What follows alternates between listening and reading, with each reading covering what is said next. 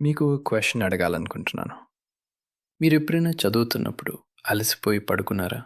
మరియు లేచిన తర్వాత గిల్ట్ ఫీల్ అయ్యారా? ఇంకా చదవాలి కదా! నిద్రపోయాను. టైం వేస్ట్ చేశాను. తను చదువుతున్నాడు. నేను పడుకున్నాను. ఆ గిల్ట్ మీకు తెలుసు. గత ఎపిసోడ్‌లో మనం చూసాం. మీ మెదడులో 2 గదులున్నాయి. ఫోకస్డ్ మోడ్ మరియు డిఫ్యూజ్ మోడ్. రెండూ కావాలి. కానీ ఒక ఇంపార్టెంట్ క్వెషన్ అడగలేదు. డిఫ్యూజ్ మోడ్ని యాక్టివేట్ చేయడానికి అత్యంత శక్తివంతమైన మెథడ్ ఏమిటి? సమాధానం విన్నప్పుడు మీకు ఆశ్చర్యం కలుగుతుంది. ఎందుకంటే అది మీరు ఇప్పటి వరకు తప్పు అని అనుకున్నది. ఎడిసన్ నిద్రపోయాడు మరియు అందుకే అతను 1000 ఇన్వెన్షన్స్ చేశాడు. థామస్ ఎడిసన్ గురించి మీకు తెలుసు. 5 కంటే ఎక్కువ inventions. Electric bulb, phonograph, motion pictures. అతను అంత క్రియేటివ్గా ఎలా ఉండగలిగాడు? డాక్టర్ బాబ్రా ఓక్లీ గారు తమ పుస్తకంలో ఎడిసన్ యొక్క ఒక అద్భుతమైన హ్యాబిట్ గురించి చెప్తారు. ఎడిసన్ ఒక కష్టమైన ప్రాబ్లంతో స్ట్రగల్ చేస్తున్నప్పుడు అతని ల్యాబ్లో ఇంటెన్స్గా పనిచేసేవాడు. ఫోకస్డ్ మోడ్లో మ్యాక్సిమం ఎఫర్ట్. తర్వాత అతను ఒక చైర్ తీసుకుని కూర్చునేవాడు. చేతిలో స్టీల్ బాల్ బేరింగ్స్ పట్టుకునేవాడు. కింద ఒక మెటల్ ప్లేట్ పెట్టేవాడు మరియు నిద్రపోయేవాడు. ఆగండి, ఇది జీనియస్ యొక్క ట్రిక్. అతను తన నిద్రలోకి వెళ్తున్నప్పుడు అతని చేతులు రిలాక్స్ అవుతున్నాయి. బాల్ బేరింగ్స్ జారి కింద ప్లేట్ మీద పడుతున్నాయి. క్లాంగ్. ఆ శబ్దానికి ఎడిసన్ మేల్కునేవాడు. ఆ ట్వైలైట్ మూమెంట్లో పూర్తిగా నిద్రపోయే ముందు అతని డిఫ్యూజ్ మోడ్ బ్రెయిన్ అద్భుతమైన కనెక్షన్స్ చేసేది. మేల్కొన్న వెంటనే ఆ ఇన్సైట్స్ పట్టుకుని రాసుకునేవాడు. ఇది కోఇన్సిడెన్స్ కాదు, ఇది డెలిబరేట్ సైన్స్. ఎడిసన్ తన మెదడు 2 మోడ్స్ని ఇంటెన్షనలీ యూజ్ చేశాడు. ఇది కేవలం సైంటిస్ట్స్ మాత్రమే చేయలేదు. సల్వదోర్ దాలి, 20వ శతాబ్దపు అత్యంత ఫేమస్ సరియలిస్ట్ పెయింటర్, అతను కూడా ఎగ్జాక్ట్ సేమ్ టెక్నిక్ యూజ్ చేశాడు. డాలీ చైర్లో కూర్చుని నిద్రపోయేవాడు. చేతిలో ఒక ఆబ్జెక్ట్ పట్టుకుని ఆబ్జెక్ట్ పడేది మేల్కునేవాడు. పెయింటింగ్స్కి ఐడియాస్ వచ్చేవి. అతను దీన్ని స్లీపింగ్ వితౌట్ స్లీపింగ్ అని పిలిచేవాడు. ఆలోచించండి, ఒక సైంటిస్ట్ మరియు ఒక ఆర్టిస్ట్ వేర్వేరు ఫీల్డ్స్లో ఎగ్జాక్ట్ సేమ్ మెథడ్ డిస్కవర్ చేశారు. ఎందుకంటే క్రియేటివిటీకి ఒక యూనివర్సల్ ట్రూత్ ఉంది. ఫోకస్డ్ ఎఫర్ట్ తర్వాత వచ్చే రెస్ట్, అదే మూమెంట్లో బ్రెయిన్ అత్యంత క్రియేటివ్గా పనిచేస్తుంది.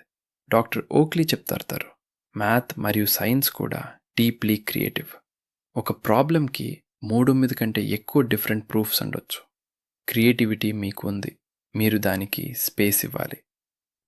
ఇప్పుడు ప్రాక్టికల్గా మాట్లాడదాం. మీరు ఎడిసన్ లాగా చైర్ మరియు బాల్ బేరింగ్స్ ఉపయోగించాల్సిన అవసరం లేదు. డిఫ్యూజ్ మోడ్ యాక్టివేట్ చేయడానికి చాలా సింపుల్ వేస్ ఉన్నాయి. ఇవి డాక్టర్ ఓక్లీ గారి రీసెర్చ్లో ప్రూవెన్ మెథడ్స్. మొదటి గ్రూప్, మీ మెదడుని పూర్తిగా ఫ్రీ చేసేవి. వాక్ చేయడం, ఫోన్ లేకుండా, స్విమ్ చేయడం లేదా ఎక్సర్సైజ్ చేయడం, డాన్స్ చేయడం, ఆవేశంగా ఆనందంగా, షవర్ తీసుకోవడం, మీకు తెలుసు అది ఎంత క్రియేటివ్గా ఉంటుందో.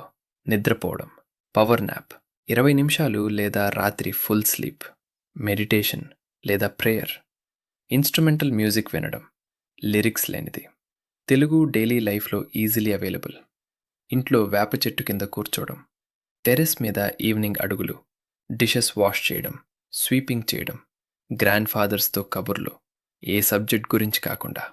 రెండో గ్రూప్, కొంచెం ఫోకస్డ్ మోడ్ ట్రిగర్ చేయగలవి. బుక్స్ చదవడం, స్టడీ కాకుండా, ఫ్రెండ్స్తో క్యాజువల్ కాన్వర్సేషన్. ఇంపార్టెంట్ రూల్, ఈ యాక్టివిటీస్ రివార్డ్స్గా యూజ్ చేయండి. ఫోకస్డ్ వర్క్ తర్వాత మాత్రమే. అప్పుడే బ్రెయిన్ అర్థం చేసుకుంటుంది, హార్డ్ వర్క్ చేశాను, ఇప్పుడు ప్రాసెస్ చేస్తాను. ఇప్పుడు మీకు ఒక సైంటిఫిక్ ట్రూత్ చెప్తాను. అది మీ నిద్ర గురించిన అన్ని గిల్ట్ని పోగొడుతుంది. మీరు మేల్కొని ఉన్నప్పుడు మీ బ్రెయిన్ సెల్స్ పనిచేస్తున్నాయి మరియు పని చేస్తున్నప్పుడు టాక్సిక్ వేస్ట్ ప్రోడక్ట్స్ ప్రొడ్యూస్ అవుతున్నాయి. ఇది నార్మల్, ఇది బయాలజీ. రాత్రి మీరు నిద్రపోయినప్పుడు మీ బ్రెయిన్ సెల్స్ ఫిజికలీ ష్రింక్ అవుతాయి. వాటి మధ్య స్పేస్ తెరుచుకుంటుంది. ఫ్లూయిడ్ వాష్ చేస్తుంది. టాక్సిక్ వేస్ట్ ఫ్లష్ అవుతుంది. ఇది మీ బ్రెయిన్ యొక్క nightly house cleaning. Doctor Oakley చెప్తారు, నిద్ర సమయంలో మీ బ్రెయిన్ మరో ఇంపార్టెంట్ పని చేస్తుంది. ట్రివియల్ మెమొరీస్ ప్రూన్ చేస్తుంది, అవసరం లేనివి తీసేస్తుంది. ఇంపార్టెంట్ మెమొరీస్ స్ట్రెంగ్తెన్ చేస్తుంది, మీరు నేర్చుకున్నవి డీప్గా ఫిక్స్ చేస్తుంది. కష్టమైన న్యూరల్ ప్యాటర్న్స్ మళ్ళీ రిహర్స్ చేస్తుంది, మీరు నిద్రలో ఉన్నా కూడా. మరియు అత్యంత ఇంపార్టెంట్, నిద్ర మీ వీడియోలో వేర్వేరు ఏరియాస్ని ఫ్రీలీ టాక్ చేయనిస్తుంది. ఆ ఫ్రీడంలో సొల్యూషన్స్ ఎమర్జ్ అవుతాయి, ఇన్సైట్స్ ఫామ్ అవుతాయి, డిఫికల్ట్ కాన్సెప్ట్స్ సడన్లీ క్లియర్ అవుతాయి. రీసెర్చ్ చెప్తుంది, రాత్రి స్టడీ చేసి నిద్రపోవడం అదే మెటీరియల్ రాత్రంతా మేల్కొని చదివేదానికంటే చాలా ఎఫెక్టివ్. నిద్ర వేస్ట్ ఆఫ్ టైం కాదు, నిద్ర మీ స్టడీ టైంలో అత్యంత ప్రొడక్టివ్ పార్ట్. ఇప్పుడు మీ మెమరీ గురించి ఒక బేసిక్ మరియు ఇంపార్టెంట్ ట్రూత్ చెప్తాను.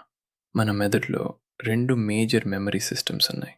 మొదటిది వర్కింగ్ మెమరీ, రెండవది లాంగ్ టర్మ్ మెమరీ. వర్కింగ్ మెమరీని ఒక మార్కెట్ బ్యాగ్లా ఇమాజిన్ చేయండి.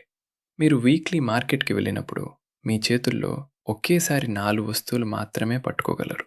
Tomatoes, onions, chillies, coriander. 4 వస్తువులు. 5వది పట్టుకోవడానికి ట్రై చేస్తే ఒకటి జారిపోతుంది. వర్కింగ్ మెమరీ అదే. సైన్స్ రీసెర్చ్ చెప్తోంది, మన వర్కింగ్ మెమరీ 4 చంక్స్ మాత్రమే హోల్డ్ చేయగలదు. కొత్త అన్ఫెమిలియర్ మెటీరియల్ చదివినప్పుడు ఆ 4 స్లాట్స్ ఫుల్ అవుతాయి.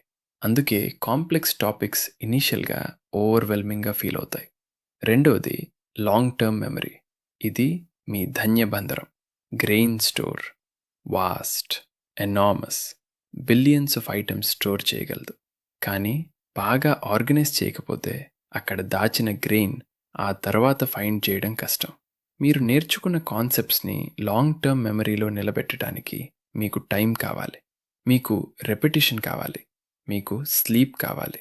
క్రామింగ్, ఒకే రాత్రి అన్నీ చదవడం, ఇది లాంగ్ టర్మ్ మెమరీలోకి ఇన్ఫర్మేషన్ని పుష్ చేయలేదు. అది వర్కింగ్ మెమరీలో టెంపరరీ ఉంటుంది, ఎగ్జామ్ తర్వాత వెళ్ళిపోతుంది.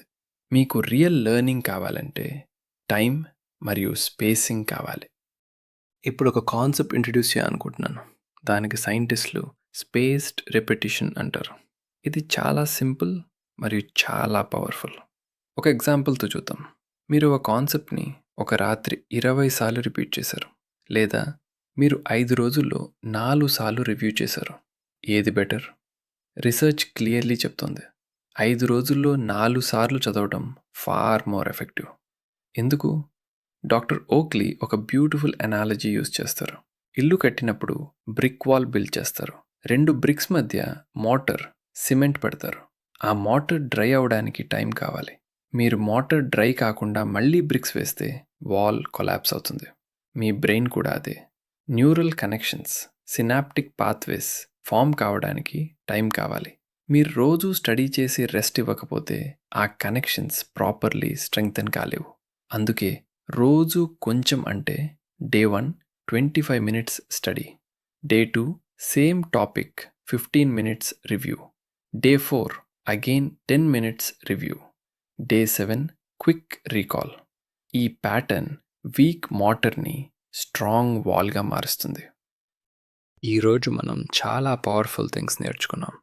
ఎడిసన్ నిద్రపోయాడు, ఆ నిద్ర వెనుక సైన్స్ ఉంది. దాలి నిద్రపోయాడు, ఆ నిద్ర వెనుక క్రియేటివిటీ ఉంది. మీరు కూడా నిద్రపోవాలి, ఆ నిద్ర వెనుక లెర్నింగ్ ఉంది. ఇప్పటి నుండి మీ బ్రెయిన్కి కొన్ని న్యూ రూల్స్. రూల్ 1, చదవటానికి ముందు నిద్రపోవటం కాదు, చదివిన తర్వాత నిద్రపోండి. డిఫికల్ట్ టాపిక్ స్టడీ చేసి నిద్రపోండి, మార్నింగ్లో క్లారిటీ వస్తుంది. రూల్ 2, గిల్ట్ లేకుండా బ్రేక్ తీసుకోండి. 25 మినిట్స్ ఫోకస్ చేసిన తర్వాత 5 మినిట్స్ జెన్యూన్ రెస్ట్. ఆ 5 మినిట్స్లో మీ బ్రెయిన్ పనిచేస్తుంది, మీరు పనిచేసినట్టే. రూల్ 3, క్రామింగ్ వద్దు, స్టడీ స్ప్రెడ్ అవుట్ చేయండి రోజుల్లో, మోటార్ డ్రై అవ్వనివ్వండి. రూల్ 4, నిద్రకి ఇన్వెస్ట్మెంట్గా చూడండి, లేజీగా కాదు. మీరు నిద్రపోతున్నప్పుడు మీ బ్రెయిన్ స్టడీ చేస్తోంది. ఈ వీడియో షేర్ చేయండి. రాత్రంతా చదివాను అని ప్రౌడ్గా చెప్పుకుంటున్న ఎవరికైనా వారికి ఈ ట్రూత్ తెలియాలి. తర్వాత ఎపిసోడ్లో మీ మెదడులో 2 మెమొరీ సిస్టమ్స్ని డీప్లీ అర్థం చేసుకుంటాం.